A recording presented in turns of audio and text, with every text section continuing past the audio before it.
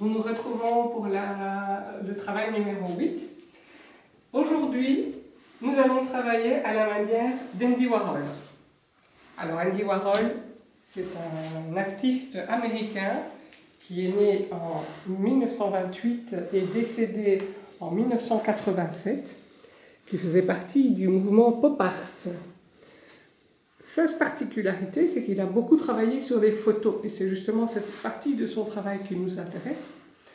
On va travailler justement sur des photos, et je vais peut-être vous montrer une autre partie. Le voilà d'ailleurs, ce sont des portraits de lui. Vous voyez qu'à chaque fois, c'est son portrait, mais avec des couleurs différentes. La difficulté ici, c'est de trouver toutes les zones de couleurs différentes. Et là, je vais vous expliquer comment on va faire. Première chose, vous allez choisir un document. Voilà, j'ai choisi un document. Je vais prendre Marilyn, justement. Vous allez maintenant déterminer les différentes zones d'ombre.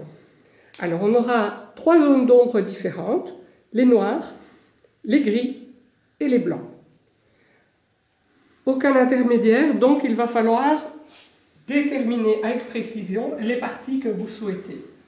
On va, avec un marqueur à l'alcool, sur une chemise plastique, vous voyez que j'ai placé mon document dans une chemise plastique, je vais contourner les parties ombrées différemment. Ici, j'ai décidé que c'était un noir.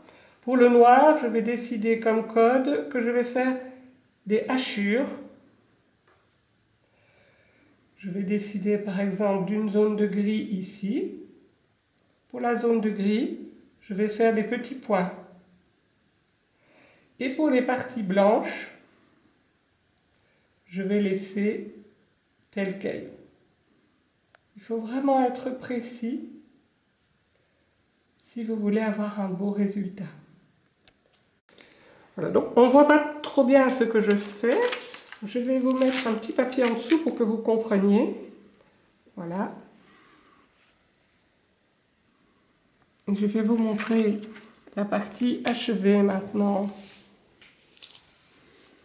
du film plastique.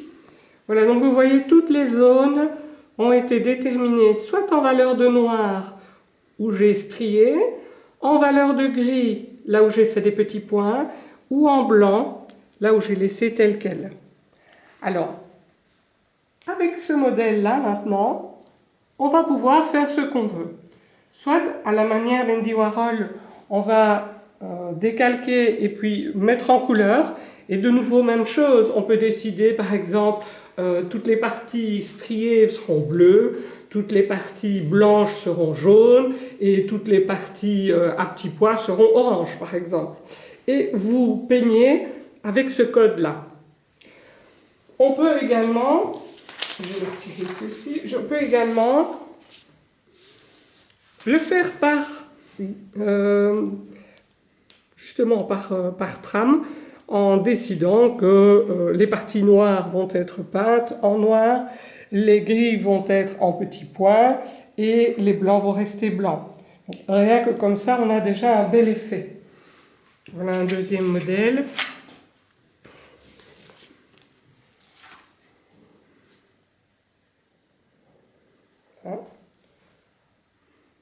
On peut également décider de découper. Alors là, c'est un peu plus compliqué. Et donc, on peut découper dans des papiers de couleur ou dans des vieilles cartes routières ou dans des potas de téléphone ou dans des revues, peu importe, pour avoir une espèce de dentelle avec les noirs, les gris et les blancs. Alors ici, évidemment, c'est un travail assez précis qui a été fait par quelqu'un déjà de plus âgé, mais ça peut être des choses plus simples, comme ceci. Voilà. Vous voyez que ce n'est pas nécessairement du personnage, on peut faire avec des animaux, on peut faire évidemment avec tout. Ça peut être aussi un visage. Et puisqu'il a été découpé dans le noir, et repositionner sur du blanc. On peut faire l'inverse avec les pièces intérieures. Les parties noires vont être collées ici sur le blanc.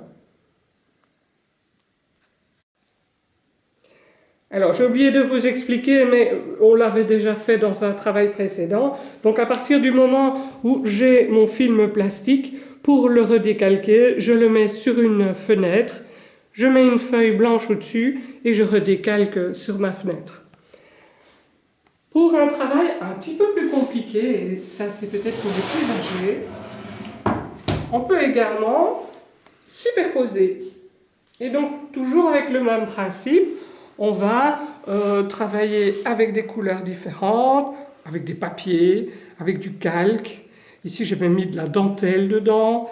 On peut évidemment créer tout un univers. J'ai retravaillé également avec des pastels à l'huile.